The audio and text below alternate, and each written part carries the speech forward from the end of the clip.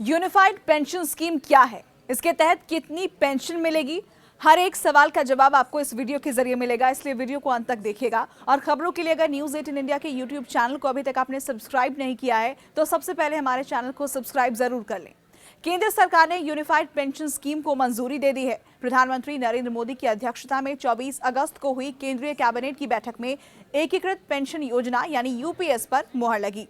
UPS के तहत केंद्र सरकार के कर्मचारियों को रिटायरमेंट के बाद एक निश्चित पेंशन मिलेगी और यूपीएस और साल 2004 में खत्म कर दिए गए ओल्ड पेंशन स्कीम में भी कई समानताएं हैं। अब आपको समझाते हैं कि यूनिफाइड पेंशन स्कीम आखिर है क्या, कब से ये लागू होगी और कौन कौन इसके दायरे में आएगा। हर एक सवाल का जवाब आपको एक एक करके देते हैं। सबसे पहले समझिए कि आखिर यूनिफाइड पेंशन स्कीम क्या है। यूनिफाइड पेंशन स्कीम केंद्र सरकार के कर्मचारियों के लिए एक नई पेंशन स्कीम है। इस यूपीएस के तहत केंद्रीय कर्मचारियों को एक निश्चित पेंशन मिलेगी। अब तक आपको बताएं कि केंद्रीय कर्मचारियों के लिए न्यू पेंशन स्कीम का प्रावधान था, लेकिन इसमें कोई फिक्स पेंशन नहीं मिलती थी। अब दूसरा सवाल ये कि यूनिफाइड पेंशन स्कीम आखिर लागू कब से होगी, तो आपको बता दें कि 1 अप्रैल 2025 से ये लागू हो जाएगी। सवाल ये भी है कि आखिर यूनिफाइड पेंशन स्कीम सरकार को लेकर क्यों आनी पड़ी।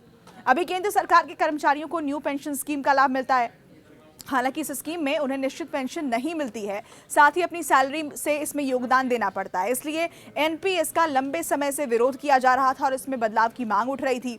एक वर्ग जनवरी 2004 में खत्म ओल्ड पेंशन स्कीम को दोबारा वापस लाने की मांग कर रहा था, जिसमें कि निश्चित पेंशन तो मिला करती थी।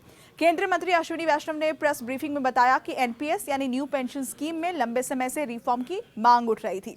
इसलिए प्रधानमंत्री नरेंद्र मोदी ने अप्रैल 2023 में तत्कालीन वित्त सचिव टीवी सोमनाथन की अध्यक्षता में एक कमेटी का गठन किया था। इस कमेटी ने राज्यों के वित्त सचिव, एम्प्लॉय यूनियन और केंद्रीय कर्मचारी संगठनों के साथ विस्तृत चर्चा और मशवरा करने के बाद यूनिफाइड पेंशन स्कीम लाने की सिफारिश की, जिसे कि केंद्र सरकार ने मंजूर कर दिया।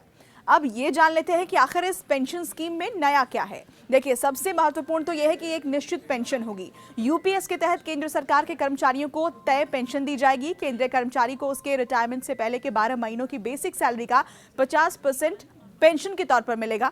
अब ऐसे समझिए, उदाहरण के तौर पर किसी की आखिरी सैलरी 60,000 थी तो उसे 30,000 पेंशन मिलेगी। हालांकि इसके लिए न्यूनतम 25 साल की सेवा जो है वो जरूरी है। अब इसमें दूसरा जो महत्वपूर्ण पहलू वो है ये कि निश्चित पारिवारिक पेंशन भी होगी। यानी अगर किसी कर्मचारी को रिटायरमेंट के बाद पेंशन मिल रही है और उसकी मौत हो जाती है तो उसके परिवार को पेंशन का 60% हिस्सा मिलेगा। आसान भाषा में कहें तो अगर किसी कर्मचारी को 10,000 रुपये पेंशन मिल रही है और उसका निधन हो जाता है तो परिवार को 6,000 रुपये पेंशन के तौर पर मिलेगी। इसके अलावा डियरनेस रिलीफ, जिसे कि डीए कहा जाता था, इसका भी लाभ मिलेगा। अब आपको बता दें कि लमसम अमाउंट का भी यहाँ पर जिक्र कर लेते हैं। यूपीएस के तहत रिटायरमेंट के बाद ग्रेच्युटी के अलावा कर्मचारियों को एक लमसम अमाउंट भी मिलेगा। हर कर्मचारी को उसकी 6 महीने की नौकरी पूरी करने पर इन महीनों की सैलरी और डीए का 10% लमसम के तौर पर दिया जाएगा।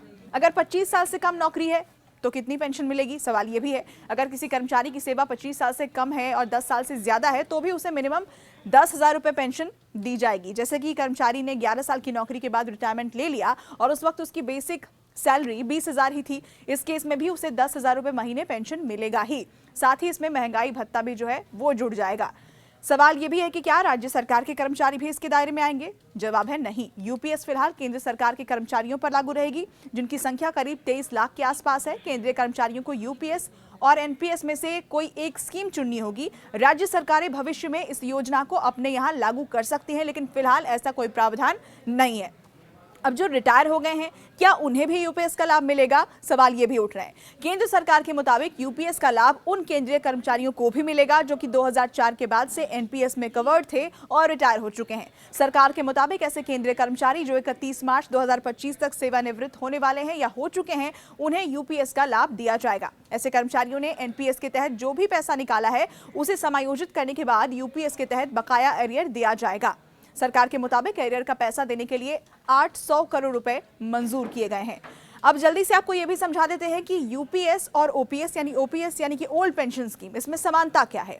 यूनिफाइड पेंशन स्कीम में ओल्ड पेंशन स्कीम की तरह आखिरी बेसिक सैलरी का 50% पेंशन के तौर पर देने का प्रावधान है और इसी तरह यूपीएस में भी ओपीएस की तरह लमसम अमाउंट देने की बात कही गई है। ये इन दोनों के बीच की समानता है और आप एक बार में ऑप्शन आपको मिलेगा कि आपको कौन सी पेंशन स्कीम चुननी है। आप उसमें एक बार ऑप्ट कर सकते हैं, ये बार बार बदला नहीं जा सकता है। तो आपको जो भी पेंशन स्कीम सही लगती है आप इसमें से चूज भी कर सकते हैं, ये भी ऑप्शन रखा गया है। ये पूरी जानकारी आपको कैसी लगी है हमें कमेंट सेक्शन के जरिए लिखकर जरूर बताएं। वीडियो पसंद आई हो तो इसे लाइक और शेयर करें और ऐसी ही खबरों के लिए देखते रहें न्यूज़ 18 इंडिया।